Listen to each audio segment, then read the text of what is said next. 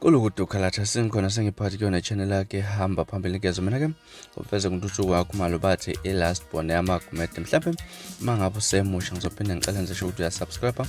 ungakhohlwa ukucomment nokulike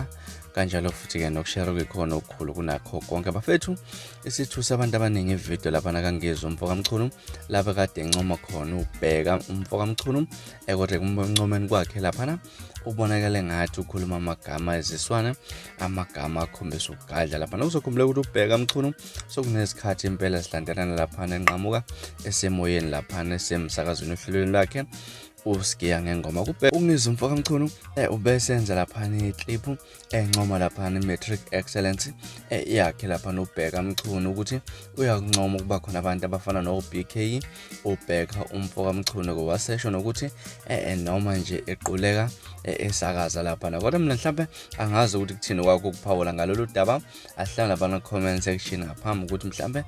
ngikuphoselele clip yakhe lapha noNgizwe umfoka Mchunu lapha kade libhekise khona kuBK ubheka umfoka Mchunu bafethu isona esihamba phambili naye clip ungakhohlwa ukusubscribe nokulike kanjalo futhi nokushare kukhona okukhulu kunakho konke bese ngilandela Facebook